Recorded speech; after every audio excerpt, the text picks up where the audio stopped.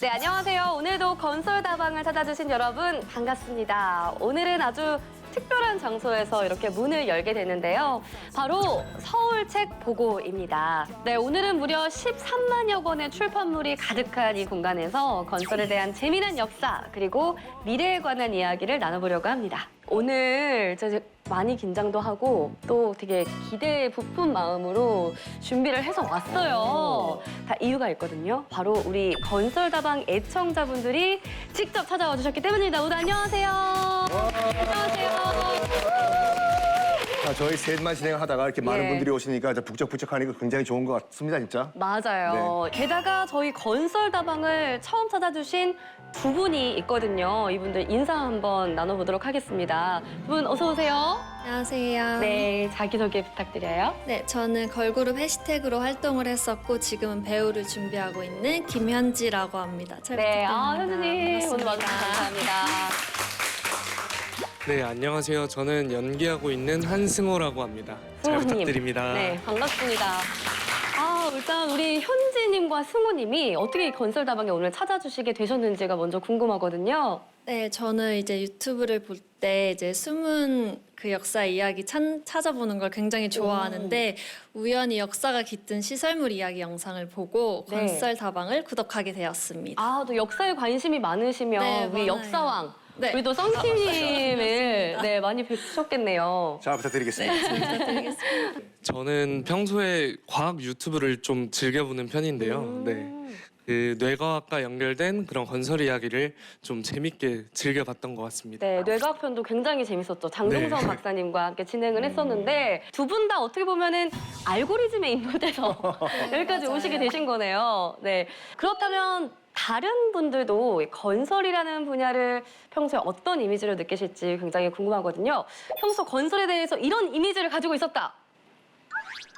네. 자, 지금 마이크를 잡으시는 순간부터 너무 기대가 됩니다. 네. 전 좀 뭔가 사실 뭐 현장 이런 게 좀 생각나는 것 같아요. 그래서 안전해야 된다. 여기까지입니다. 그렇죠. 아무래도 아직까지는 건설하면 좀 현장, 위험하고 좀 딱딱한 이미지가 강할 것 같은데 자, 제가 건설다방 사장으로서 그 편견을 아주 그냥 박살내버려야겠다. 네, 이런 의무감이 막 확 드네요. 이야기를 듣다 보니까 이 건설에 대한 그 편견을 싹 날려버릴 주제가 갑자기 생각이 났습니다. 스마트 건설에 관련된 이야기를 좀 나눠보면 어떨까요? 네, 좋습니다. 네, 건설하면 제일 먼저 떠오르는 이 거대한 중장비와 또 위험한 공사 현장이다라는 이야기가 많이 나왔잖아요. 하지만 요새는 이 위험한 현장에 아주 똑똑한 스마트 기술을 많이 사용하고 있다면서요? 네, 맞습니다. 뭐 드론이라던가 빅데이터 그리고 인공지능은 기본이고요. 디지털 트윈, 가상현실의 로봇까지 또 네. 활용하고 있습니다. 맞습니다. 이 건설 현장에는 우리가 생각한 것보다 정말 이 스마트 건설 기술이 많이 정착되어 있는 것 같다는 생각이 드는데요. 국내 건설 기업들에 대한 스마트 건설 기술 활용 설문조사 결과 응답자의 약 19.9%가 드론 기술을 꼽았다고 합니다. 드론이 정말 생각보다 더 많은 걸 할 수 있더라고요. 그러면 네. 그 건설업에서 드론의 영역이 이제 매년 발전하고 있습니다.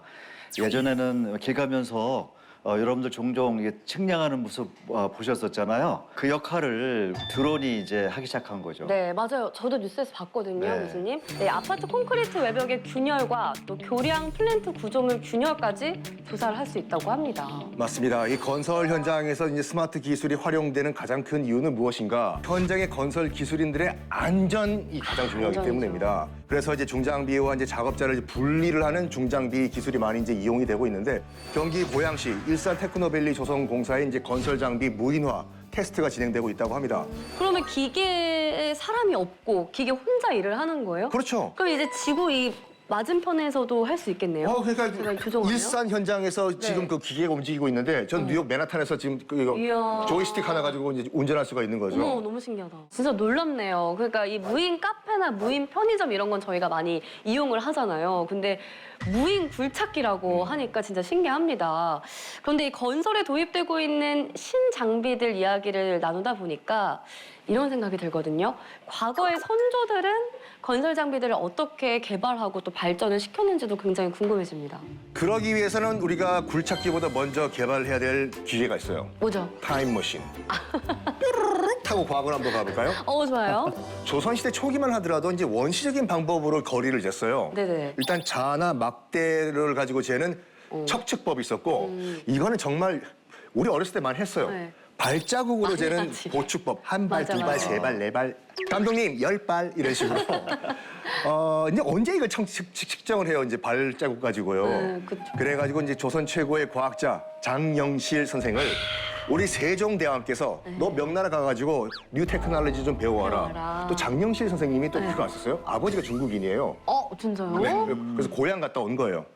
그래서 이제 명나라에 가가지고 장영실 선생님이 이제 배워와가지고 뭘 만들었냐면 기리고차라는 바퀴가 달린 수레 모양의 이 측량 기구를 만들었어요. 그러니까 바퀴의 회전수에 따라 가지고 종과 북소리가 덩덩 땡땡 덩덩 땡땡 울리는데 이거 가지고 거리를 측량을 했다고 해요.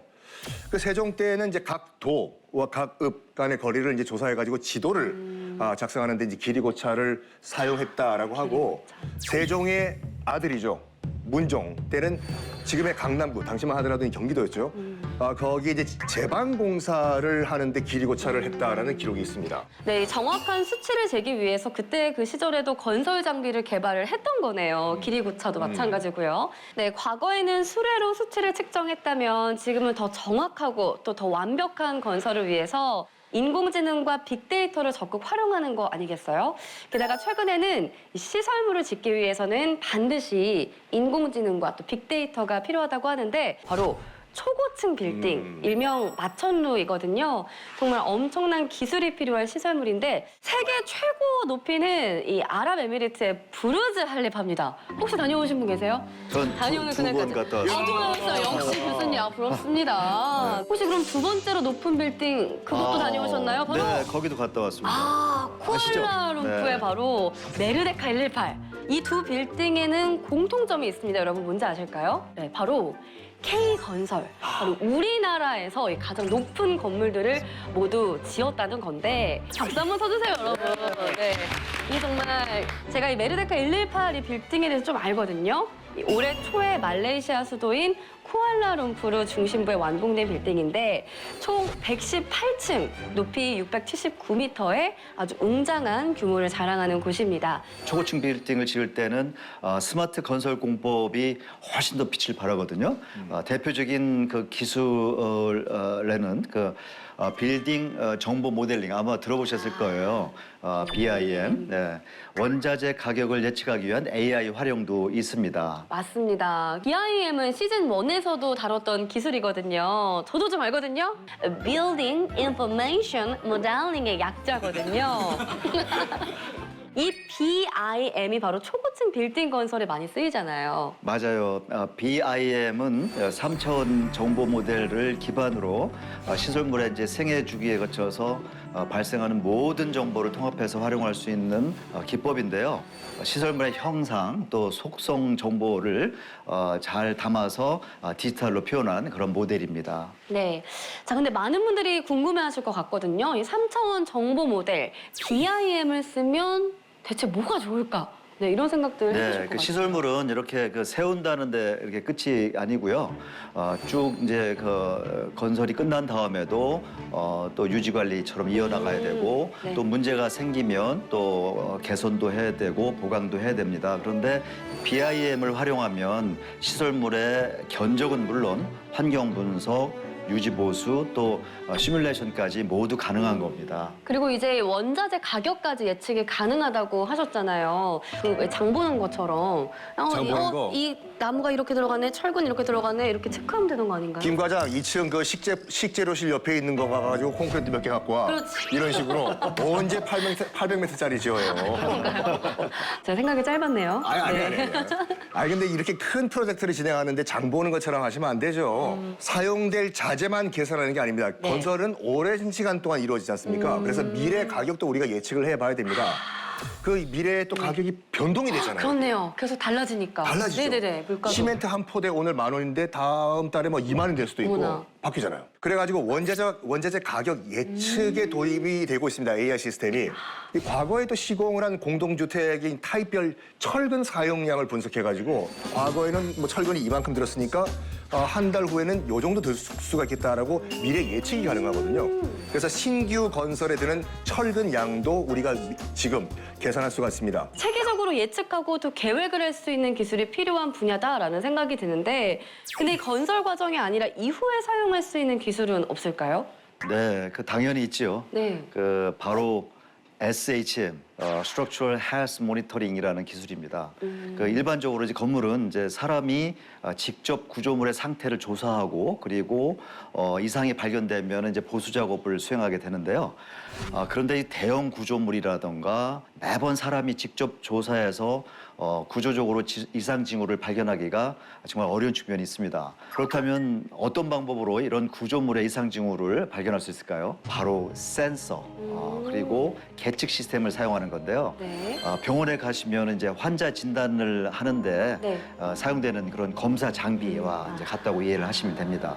이 건물에서 계측된 데이터를 분석해서 시공 초기 구조물의 상태와 현재 상태를 이제 비교하는 거죠. 그래서 대상 건물의 손상 정도와 손상 위치까지 실시간에 가깝게 추정할 수 있습니다. 네. 이 시설물 센서를 부착을 해서 이상 징후를 사고가 나기 전에 미리 감지할 수 있다니까 우리 건설 기술인 분들뿐만 아니라 시민분들의 안전까지 책임지는 스마트 건설 기술이 이미 많이 개발되고 있었다라는 사실을 오늘 알 수가 있네요.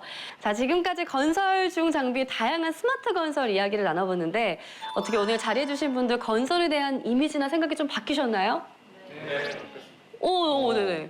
어떻게 바뀌셨나요? 사실 건설 현장에서는 해야 할 일이 많다 보니까 자동화나 무인화가 좀 어려울 거라고 생각을 했는데 이렇게 체계적인 자동화 시스템이 많이 발전된 것 같아서 너무 신기해요. 네. 자, 건설에 대한 인식이 조금은 바뀐 것 같아 정말 뿌듯한데요. 저희가 다음 시간에는 발전된 스마트 건설이 실제 어떤 현장에서 쓰이고 있는지 또 미래의 스마트 건설 기술에 대한 이야기를 나눠보도록 하겠습니다. 잠시만 기다려주세요. 마차를 준비했지 마차 타고 꿈나라로 떠나볼까 꿈나라는 별보다 따뜻하대 별나라는 난 너네 가도록 해